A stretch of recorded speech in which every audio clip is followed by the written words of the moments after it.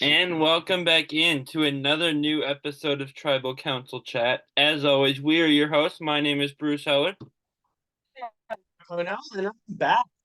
You're back from another globe trekking adventure. How was your vacation?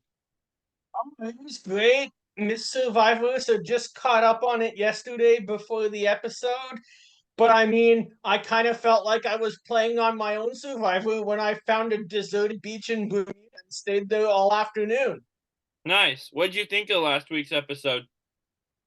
It's great. Um, First of all, thanks so much to TT filling in. Looking forward to bringing all of you guys that are fans of MTV's The Challenge some more content with her in the near future. And yeah, really enjoyed last week's episode. We saw once again Venus not play her idol and get blindsided. I know a lot of fans seem to be kind of upset by this, but I mean, as somebody who said for years, going back to even before 40, that there's too many idols in this game, I think this season's a breath of fresh air. We're seeing the people who get the most votes go home. And we haven't really got that in Survivor since really going back into the teens of the show. What do you think, Bruce? Yeah, and to skip ahead, it happened this week again with Q. We've I had didn't want to mention that, but you did. we've had 5 people go home this season with idols in their pockets. Most seasons you don't even get one of those. It's happened Yeah. 5 times this season. That's insanity. And when we talk about this tribal, I'm going to have a bit to say on that because I have a theory that I told my family last night, but that I want to bring up on this episode. Yeah. Do you Before want to we get dive into? into Survivor, though, Yeah. last week I mentioned I had an announcement for this episode. And if you saw Brett and I's announcement video that launched this past week, we announced the Reality Realm Podcast Network was launching. Our YouTube has been rebranded since the announcement. The next announcement is a new show that the first episode is dropping Monday the 20th. So by the time this episode drops, it'll be just 2 days from when you're listening to this, because this episode drops on the 18th. But Kevin Oliver and I, and Kevin's been on this show twice, the only repeat guest so far, are starting an amazing race podcast called Pit Stop Pals. We've got our intro episode recorded. It'll be dropping next Monday. We've got lots of fun content planned, so be watching out for that. We will we will be sharing the new social pages for that show from our social pages. So go follow the Pit Stop Pals pages. You'll find out where to listen to that audio wise. It'll have its own feeds like this show does, but it'll also be on the Reality Realm YouTube channel. Like Tribal Council Chat, it is a Reality Realm show. So we're super excited about that. To listen. And can't wait to see what you and Kevin bring over to Pit Stop Pals with amazing race content. I've been watching that show since high school, and I guess you would know, as someone who travels around the world, it's definitely content I'm interested in. So I can't wait to see what the two of you bring. Thank you. We're super excited for it. And so let's dive in to episode 12 of Survivor. Before we get into a player of the week, what are your overall thoughts? My overall thoughts. Um, we talked about the blind side already, so that was a big thing. Um, my overall thoughts, I guess you could talk about that. I think really there's a big, and I guess we'll get into this when we do a finale preview, but I think there's a big gap in this season. There's 3 players that are playing top level games that I think should be on 49 or 50 as a returning player season. And there's 3 players who seem to be just there, but at the same time, I'm not counting any of them out because as we all know, this game's not about how you start. This game is about how you finish, and how you finish comes up next Wednesday. Yeah, and Charlie has had a great episode last week and this week. I think Maria's played awesome. She's not had great episodes last week or this week. We'll get into this in a second with my notes. I still don't like the way she handled reward selection last week. That was dumb. Kenzie, who I'm wearing my Kenzie shirt that came in, for those of you watching on YouTube, Mermaid Dragon, which is what Banu called her in episode 2 or 3, I think. Yeah. To his weird way of saying she's really friendly but really good strategically. I still think Kenzie's winning, just gut feeling. Been saying it for a few weeks now. But Charlie's had a really good episode last week. He laid the groundwork for this week where, I mean, he would have taken Maria out if she wouldn't have won immunity again. He leaves her, well, doesn't really leave her out of a vote, tells her it's going to be Q. She votes for him anyway, which we'll get into. Yep. But he takes out the target he wanted, so great episode for Charlie. Not a great episode for Maria, 2 weeks in a row that I don't love that for her, but we'll see what happens going into next week. So your player of the week? Charlie. Same here. And I think you just explained why. And whatever the opposite of player of the week is, it's Maria, because I get wanting her to take a swing at your number one, but if you're gonna do it, it needs to hit, because now you voted for him. He had no suspicion of you. You've basically outed yourself now to him, unless you can make him believe that vote came from someone else. But I don't know if I would say the complete opposite of not player of the week, because I don't think she had the worst episode. I mean, at the same time, one, Q is out of this game. And Maria is still, even if not everything hit this episode, she still probably has the best resume to win the game. yeah, but Q being out is bad for her. I'm not ruling her out by any means, but we'll see how this goes. I think she's in the position where, based on what happened this week, ultimately we're only one more vote left in this game, and this is what I really want to get into at the end of the episode. But all she needs is that necklace one more time, and none of this matters. Well, unless she loses at fire. Yeah, but that's not a vote. That's my point. True. Which is fine. That's part of the game. I honestly don't hate fire, force fire at 4 the way most people do. But I do, but we'll get into that. I prefer a vote strongly, but I kind of get where Probst is coming from on the fire thing at the same time. So it is what it is. So let's get into the episode, and I guess if there's anything you want to add from the opening sequence, by all means, jump in. But the thing that I wanted to talk about is the reaction to Ben's vote. I find that really interesting in this episode. Yeah, I was watching that, and me and Kevin were actually in person together last week at school for graduation week last week. And congratulations on that, by the way. Thank you. And me and him were both super confused where that came. At least I was. I think he was. Maybe I'm remembering wrong. If I am, he'll text me and make fun of me when he hears this. And then I recorded with TT and told her I was confused about that. And she basically kind of had this theory that it was strategy of, like, Shot in the Dark or an Idol or something came out, that it would keep things balanced. But no, Ben just legitimately forgot who to vote for somehow. And voted for his in the process. Do what? And voted for who seems to be his number one ally in the process. Yeah. And the cool thing is, even with that vote just happening, and with her being upset, we get another scene, which is at least the second time this happened, where we see him talking about his anxiety attacks, and we see her kind of being the one to comfort him. and talk him through it. And that shows not only how strong her social game is, but just kind of the person that she is at a base level. That this guy just voted for me. I'm ticked, but I'm still going to help him here. And that was really cool to see.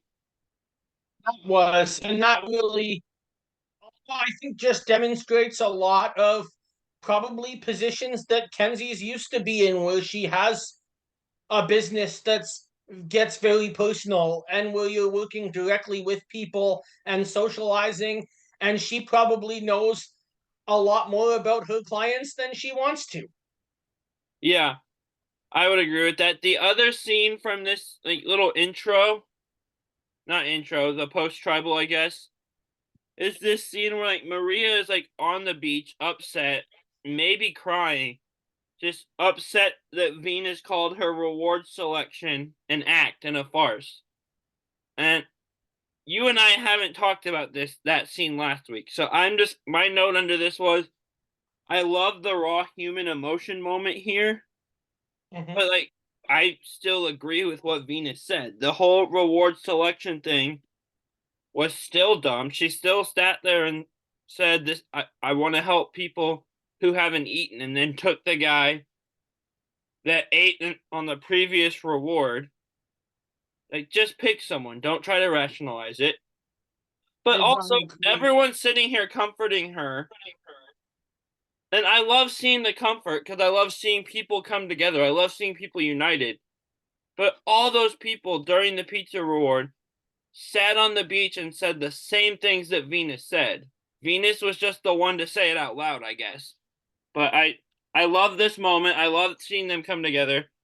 My opinion on that reward selection is not changed by it, though, to be honest.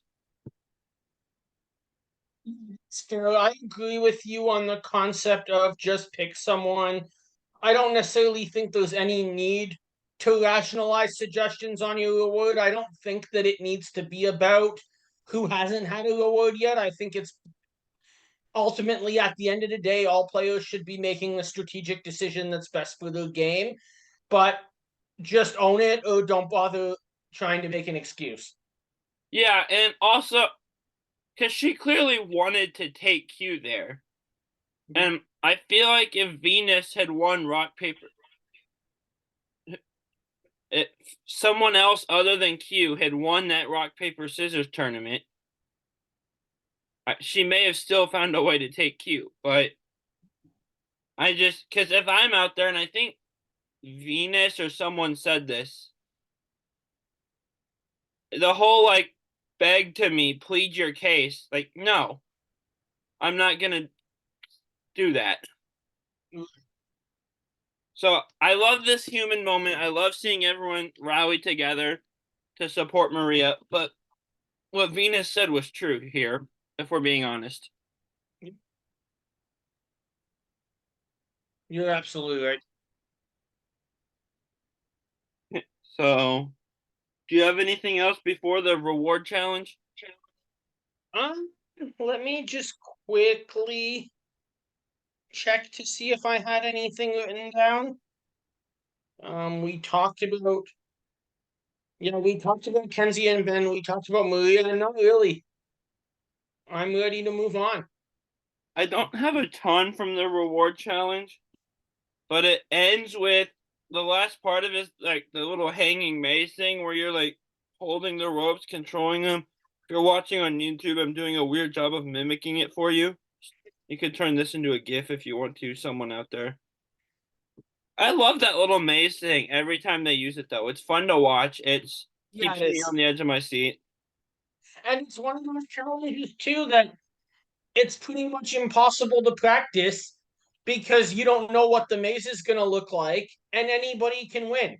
It's not like there's necessarily a predetermined skill set that you're just like, wow, this person has smaller feet or is stronger or is a professional athlete and has endurance. Or has a 3D printer and printed out the little tree puzzles at home. Exactly. If you're moving this maze around and can just jerk it the correct way, you're gonna get your butt through and can win the reward. immunity, redemption, whatever they're using it for, and it's really one of the most equal challenges that they have. Yeah, this and there's a version sort of like it, but instead of a maze, it's this ball that's on a snake going up that they've used for the battle back from Edge. Both seasons they used Edge. I like that one too. Yeah, that was good. And so Charlie gets picked. Not gets picked. Charlie wins reward and gets to pick people to go with him. Jeff originally had said the reward was Chinese takeout. But then he adds, oh, by the way, loved ones letters. And I wrote down, I would hate to be Charlie here. Picking someone to go on reward is already hard, but it becomes impossible when you add letters from home. Like, how do you pick that? That's impossible. I don't. Yeah. And that's the good thing too, is because I guess the one thing that I would try to do if I was in that spot is try to figure out who it would be the most meaningful to. But in this case, he had about three that were all on the same level and had to pick two. Yeah. And I gotta say, I love Ben here, who kind of seemed to just take a step back. Yeah. And that's exactly what I would do in that spot. No disrespect to my parents, my sister, my brother in law. Just, it's such a valuable reward that I would be like, let somebody who hasn't been away from their loved ones for 39 or 26 days, it doesn't even roll off the tongue right, sorry, but let someone who's in that spot um, experience. Whereas someone in, say, like my case, I've flown from Montreal, Canada to Frankfurt, Germany, traveled by land as far east as St. Petersburg, Russia, started backtracking west all the way to Liverpool, England. That took me about 6, 7 weeks on a summer vacation. I can do 26 days, but that's not everybody. Some people, like we saw, Maria and Liz both have children. Kenzie has postponed her wedding to be here. Which she announced on social this past week. She's pregnant now, so congratulations to her. Yeah, congratulations to her. Very big news. I do love that Liz finally got picked Social for a though, she reward. sure hit it well for all the way for the first 7 months. Yeah. So Charlie does pick Liz first, and I love seeing Liz finally get picked. So that was awesome.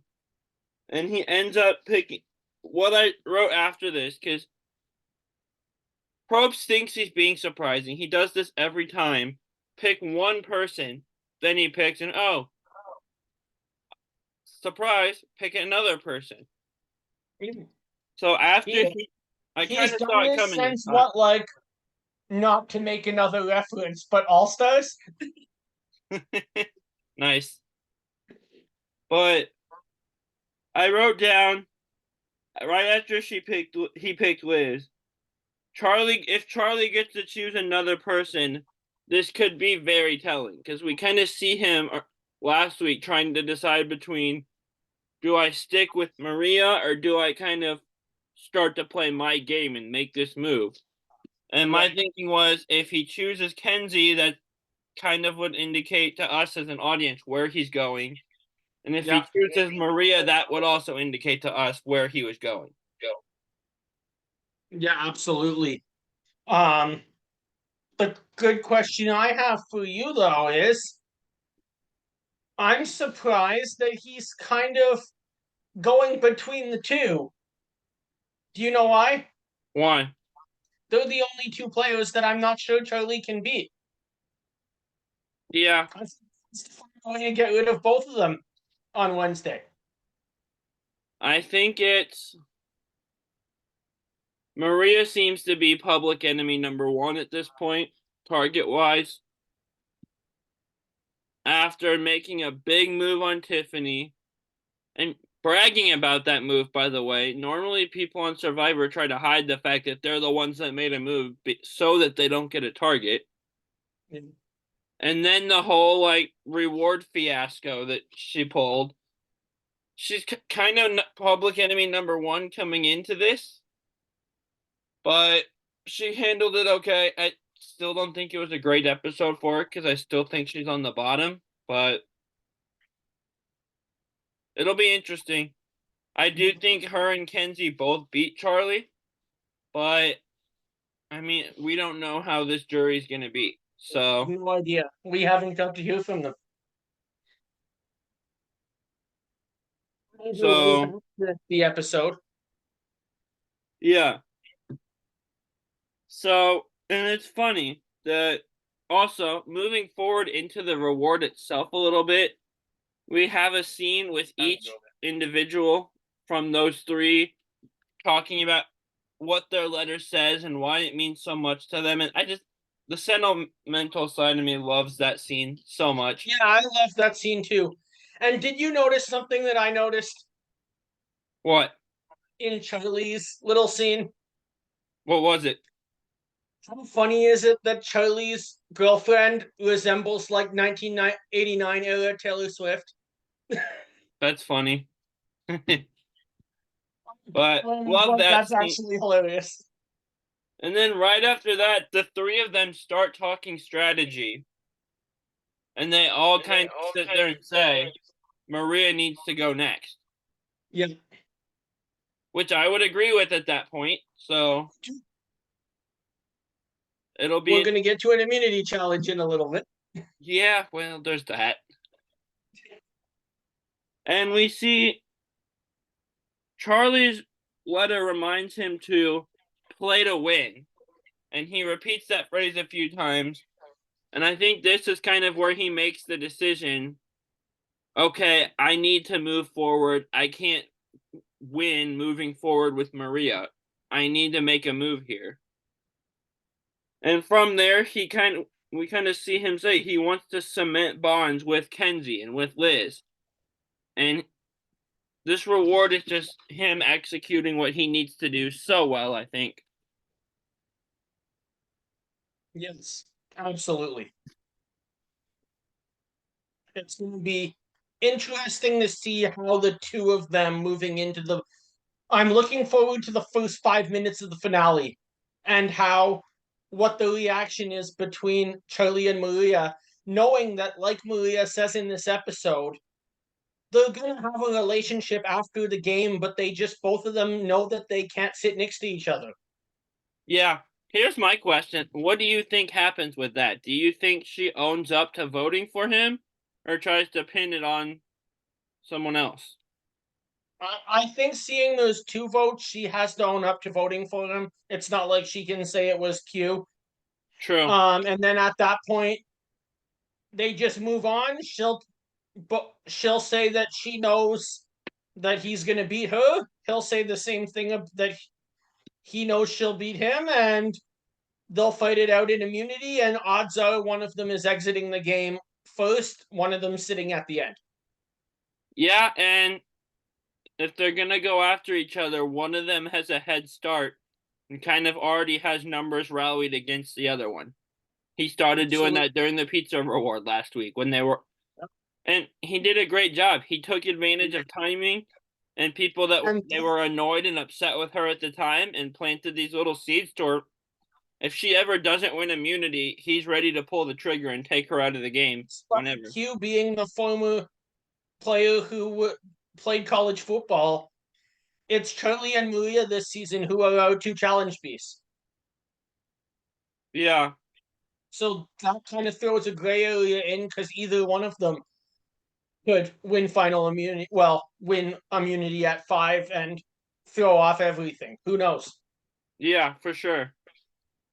And so while that's happening at the reward, we go back to camp and we see Q looking for an idol, which means he found an idol. Because after a certain, I don't know what season it was, but after a certain point, Survivor started to only show people looking for an idol if they found it, unless it was like the whole tribe looking together. Thinking from an editing perspective, if they don't find an idol and they show it, they would essentially just be showing people idol hunting all day.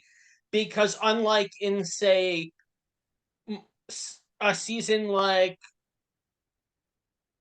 Samoa, where it was this big thing about Russell going out without a clue and looking for an idol, nowadays everybody on that beach is, I'm bored, let's go look for an idol. Yeah. Well, you look at a season like Guatemala, though, with the first idol, and it had a clue. We see Judd, I think, looking for it. Judd gets the clue, and Gary is the one who calls him out and then finds it. Yeah, we see Judd looking for it, though, and he isn't the person that finds it. Yeah.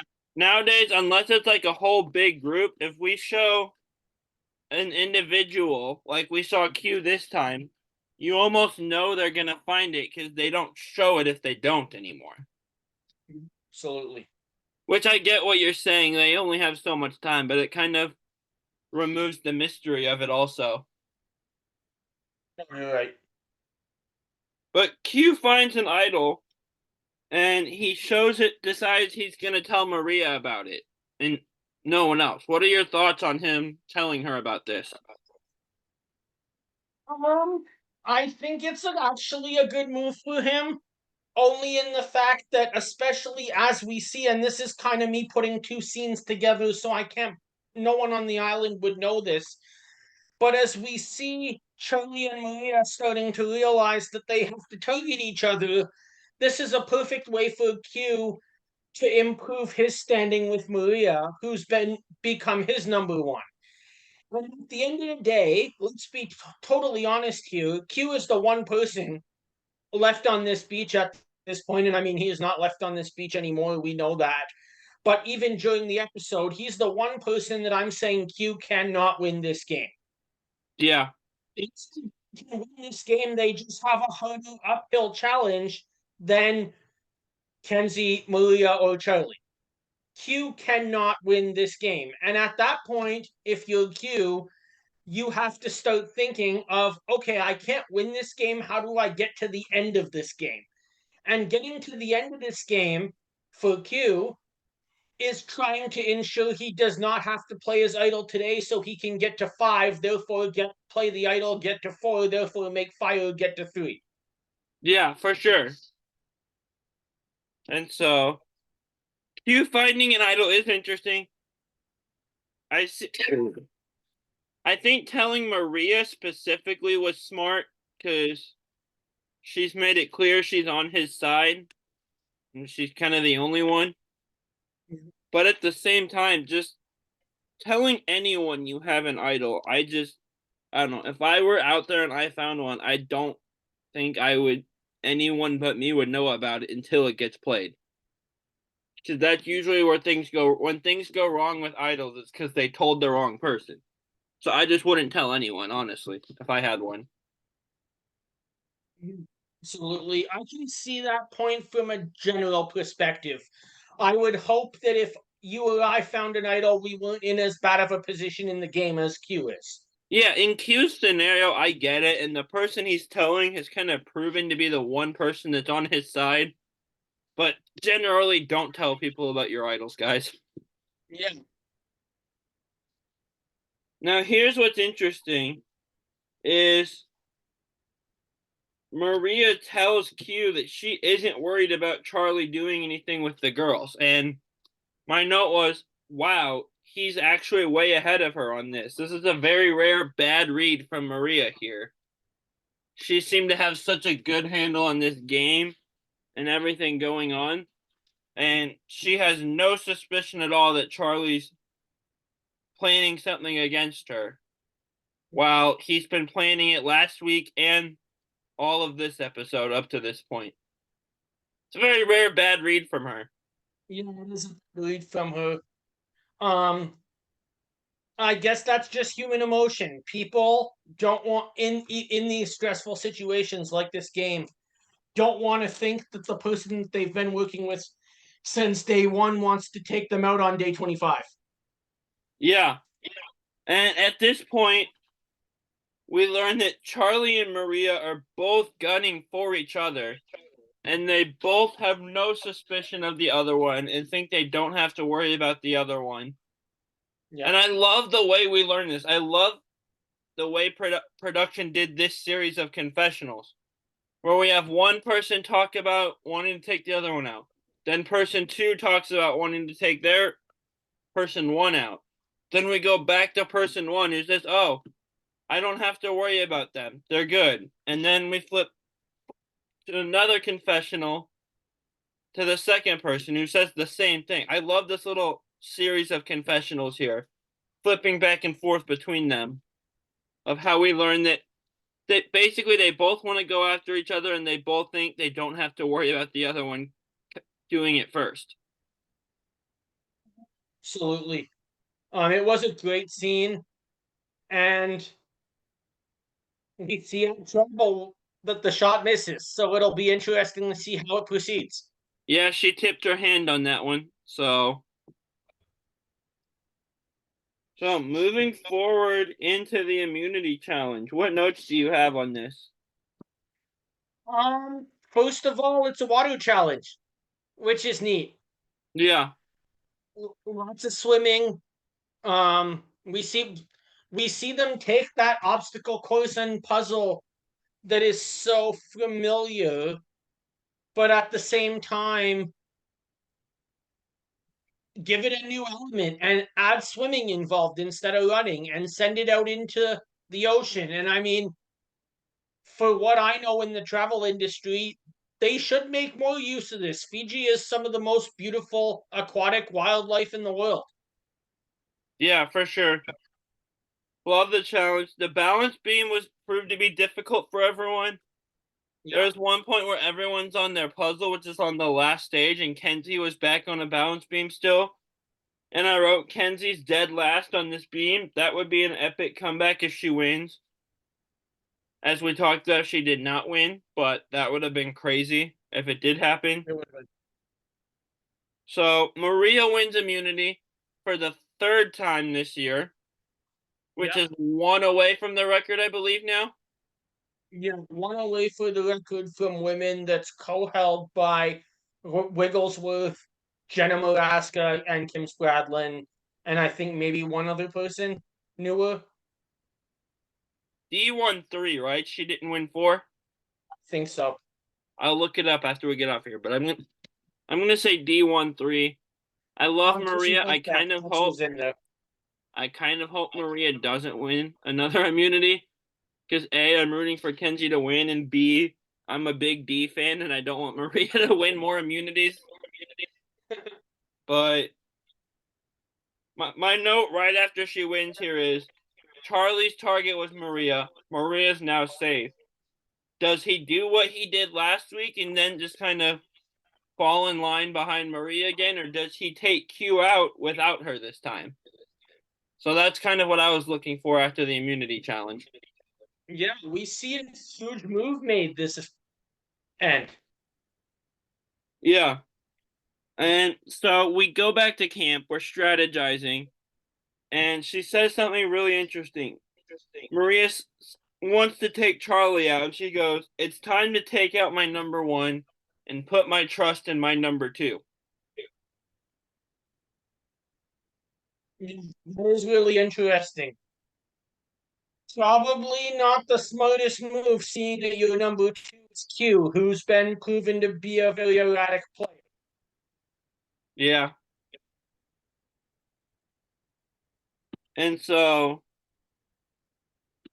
the next interesting thing is here is something we forgot to mention earlier.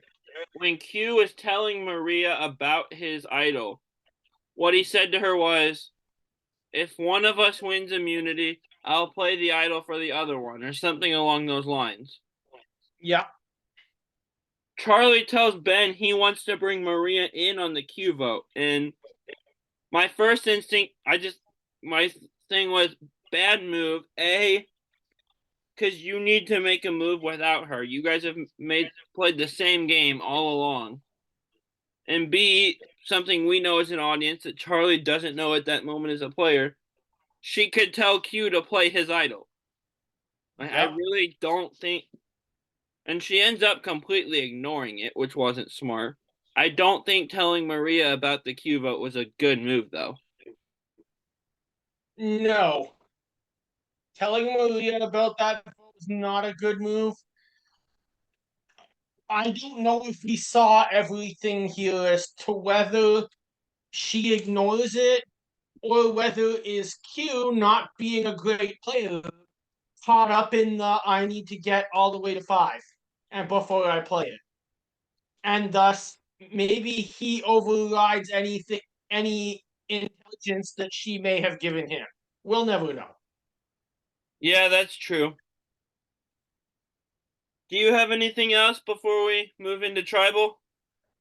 Well, let's move into tribal. And after that, I get something I want to get your perspective on it. Okay. So going into tribal council. Me just scroll down a little bit. Well, interesting comment as they start. You know that you at least I have the feeling that the players can sense the game is shifting here. Mm-hmm. And why is that we see the jury looking at who has the necklace and they realize it's Maria. But then Ben says the words to Jeff, "We have a show for you tonight." And isn't really the player been expecting to call shots. So clearly, when he made that hand to Jeff, he knew that maybe there was something big that was about to shift in the game. Yeah. And something that he knew, as did Kenzie, as did Charlie, as did Liz.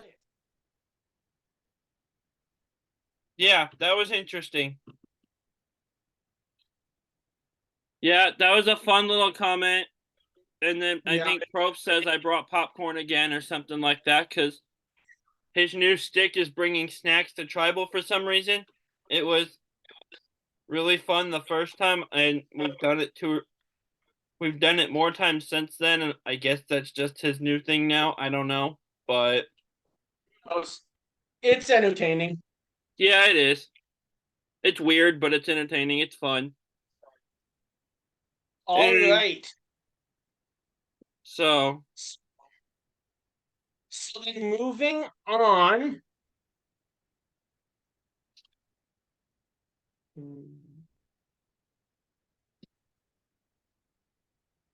I noticed in this one, I'm curious to know if you picked this up, but we start to get a little more reaction from the jury than we have in previous tribals. a little bit, yeah. I picked up on that a little bit. Not a like.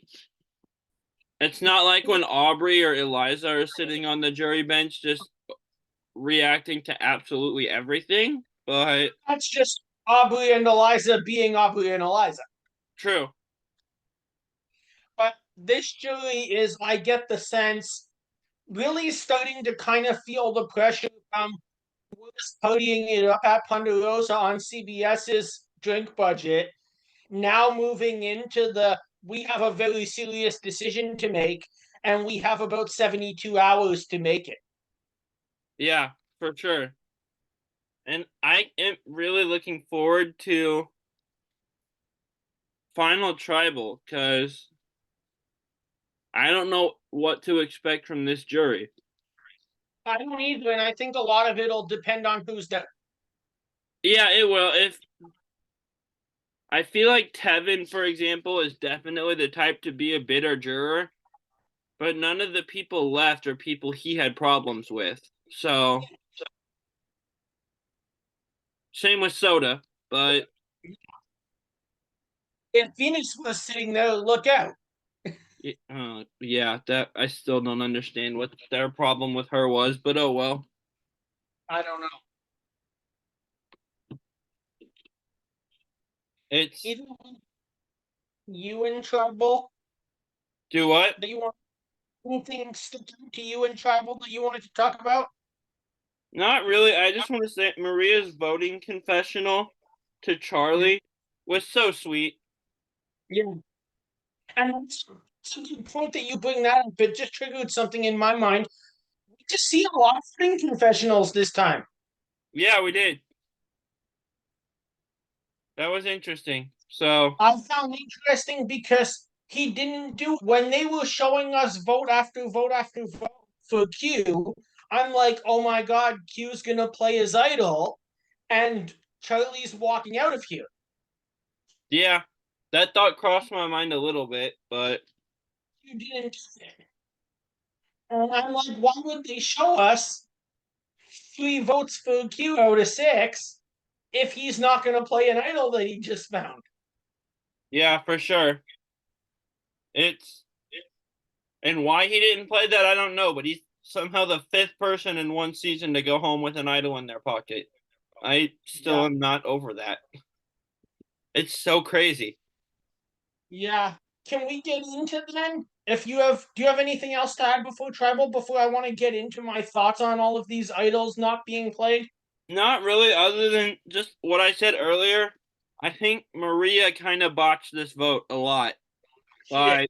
Because we saw earlier that they were suspicious of each other and ready to go after each other, and neither one of them had any idea that the other one was feeling the same way. Maria has tipped her hand now that she wants Charlie gone. Charlie already has the numbers organized to pull the trigger and take her out the second she doesn't win immunity. And now you've given him a reason to. Yeah. I'm So, gonna go ahead and say that. And she's someone who's I've been thinking is gonna win this game most of the way through. Maria is now in a very bad spot. Am I going to write her off? No, because I think the types of challenges that come up on final trial finale are very suited skills, especially if she gets the advantage on the beach tomorrow before final 5 challenge. yeah. But she's definitely put herself in a spot where I think I can comfortably say if Maria is going to prove me right and win this game, she has to win at least the next challenge. Yeah, and the last time you and If I she does not recorded win each other, immunity at 5, she's going home. the last time you and I recorded with each other was after the Tiffany vote out, and we both had Maria at the top of our power rankings. Yep. Last week's episode, after her, for some reason, bragging and taking so much credit for the Tiffany vote and the reward thing, she went from the top of my power rankings 2 weeks ago to the bottom last week. And Charlie took such good advantage of how people were already annoyed with her after the reward to plant those seeds against her in their mind to the point where he's got numbers now. They're already with him. He just has to pull the trigger when he can. So I feel like last week and this week we have really kind of seen the downfall of Maria. If she doesn't win, it will have been because of last episode and this episode. If she gets to the end, I think she still wins. I think Kenzie has a chance at beating her just because we've talked about how likable and social and just genuinely kind Kenzie is. But Yep. I mean, Maria's gonna be hard to beat. Yeah. So let's get into else. And I really want to bring up, I don't know if this is a popular opinion, if it's an unpopular opinion. It's just something that I think in my own mind and wanted to bring up in this episode. I don't blame the players as much for not playing idols. And I know we already talked about this and we're at the kind of on the opposite side of it. I blame production for the players not playing idols. And there's a simple fix to it. Put the idols at 6, you're going to have forced fire at 4. Yeah. Being able to play a idol in the final treble before it goes to fire will just make people onto the idol until that point because it's gives gives a shot to fight and fire for your way to the end. And I Yeah. think that is way too powerful and therefore way too powerful to throw away when you might not think you might at 7, 8, 9. Because that whole concept of I just have to stand up. Jeff, I have something. Walk in. Okay, you all don't like me. Guess what? I'll win fire making tomorrow. I'm in the final three, and I have friends on the jury to give me $1 million. Is too much probably for how frequent these advantages are popping up. I would And agree with especially that. if people can hold on to them, and this is where I get even more concerned about it. If people can hold on to those idols from pre-tribal and not play them, let's say Jim is in this game. Let's say Hunter is still in this game. Um, Tiffany is still in this game. We're looking at another silly moment this week. Yeah, Was I mean, I was cheering for Sarah the whole way through that season, but that was horrible to watch. it was. I'm not sure if we would have had that because Hunter and Q, not Hunter and Q, Venus and Q both found theirs after someone went home with one. I said Gem and Q. Oh, Gem Gem and Q. and Sorry, I thought you said Venus and Q. Never mind. Gem, Hunter, and Tiffany. Yeah. You have community winners, somebody's out at 5 for doing nothing. The interesting thing to me is too, idols are weird this season. I've mentioned a few times there wasn't a merge tribe idol like there usually is. But usually idols are rehidden after they've been played. Yeah. Not just if they go home. Right. Last week and this week we have found idols being rehidden just because someone went home with one. You're right. So that's weird. As far as forced fire, I agree. If you're gonna have fire at 4, idols should stop at 6. Yeah. I'm not If opposed to the idea. they'd be perfect, and I think all of them would have got played. This would be a totally different. Well, I honestly think I can say that Gem and Hunter would still be in this game. I'm not opposed to the idea of fire though at 4, because hearing Probst talk about, I get his reasoning, and basically what he said was a lot of times in a vote at 4, someone would have been dominant or been a huge threat all season, and as soon as they don't win a challenge, they go home at 4 with no shot. Having someone like a Jesse, for example, you knew he would, if it had been a vote, he wouldn't have had a shot at that vote.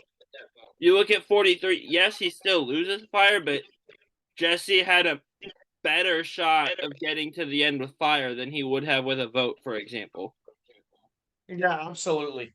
So I get it. A lot of people just hate the concept of fire at 4, and I get it. I don't, but you're right. They need to not have idols at 5 if you have fire at 4. Yeah, you should have to survive one vote between the last day an idol can be played fire making challenge. Yeah, for sure. All right, so we're not gonna. Do you have? Well, you mentioned it. Do you have anything else you want to say? Not off the top of my head. So for the audience, we're not gonna do a power rankings today because we are gonna do a finale preview episode this weekend. But and that'll be out before the finale. So we'll do our rankings of who we think is going to be fifth, who we think's going to lose fire, who we think's going to come third, i.e., 0 vote finalist. This is the new era after all, and then who's our runner-up and our winner. We'll do all of that on the finale preview episode, which will be separate from this. So, do you want to go ahead with blindside first, Boopers? Or do you want me You to? were gone. You go ahead and give 3 names first. Alright, so we saw Q get voted out this week. So my 3 names are going to be 3 names who played NCAA D1 football. And Interesting. your options are from, let me pull that up just 2 seconds.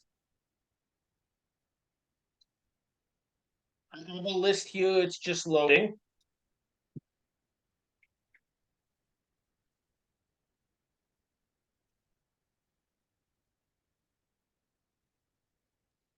Options are going to be from the University of Louisiana State, Danny McCray. From the University of Oklahoma, Chris Hammonds. And from the University of Southern California, boom, Grant Matos, Redemption Island. Interesting. So I think I'm gonna align with Danny. He's the one I know most about. He's proven he can go deep into a game. He's a solid player. Really likable, chill guy. He seems like me and him could get along very well without having very much conflict. I guess I'll blindside Chris and first boot Greg, but it's really a toss up there between the two of them. Yeah, I think I'm in complete agreement with you. I know the most about Eddie as far as this game goes recently on Survivor and on the challenge. I've actually met Chris in real life. Bryce introduced me to him at one of the parties in New York City, and that leaves Grant as the odd man out. Yeah. So my three is I'm a lot of where you guys have seen me recording it was in my dorm room at school. Now that I'm back home, you guys have seen I've recorded from here once before. I think this recording space I built. But I've got this shelf up here, my favorite winner, my two favorite players. So now that I'm actually using my recording space full time, I'm giving you the names of my three pop figures here from Todd, which is Amanda Kimmel was my first one I got, Kelly Wentworth, and Natalie Anderson. Nice. And before that, shout out to Todd. He did a great job on my Michelle Fitzgerald pop as well. Nice. That's really cool, actually. I am going to these three very good players. I'm going to align with Amanda. Everyone wants to see her win. She seems to always get far in the game, never actually put it off. So I have to think she's going to be my ally here. I'm gonna blindside Natalie. It was a shame to see Natalie go home first in Edge of Extinction. Yes, she made it to the end later through the Second place. back door.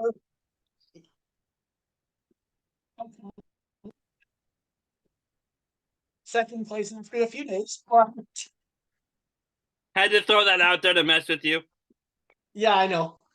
But it was I would have loved to see her play in the real game for quite a while, potentially really mix things up on the merge track and be part of that jury. Yeah, I kind of played myself here. I picked that off the top of my head. I'm going to first boot Natalie because she's the only winner, and I can't vote either of the other two out. I got to make my Wentworth first. Oh, sorry. Okay, no problem. So that leaves me to first boot Kelly again. Great player. Mostly just because I think she'd be the one, probably of the three, who's most likely to find an idol and cause me to go home with it. Yeah. But at least jury this time, according to Abby Maria. Yeah. I'm gonna first boot Natalie because she's the only winner here, and I love her. But these two are my tied for my favorite player of all time, winner or not. So, but I can't choose between the other two. I genuinely can't. Like, I guess I love them both equally. I'm gonna align with Amanda because we've seen her get to the end and struggle, like Todd says, struggle to own her game at Tribal Council. So, yeah, which is the only weakness in Amanda's game. So, yeah, I guess I'll begrudgingly blindside Kelly. Oh, alliteration, nice. Anyway, and align with Amanda. This was a fun episode. that was. Look out for our finale preview coming up. Look out for the first episode of Pit Stop Pals with Bruce and Kevin talking Amazing Race. And grab your torches and head back to camp. Bye, guys. And this is all part of the new Reality Realm Network. So we're excited. Bye, guys.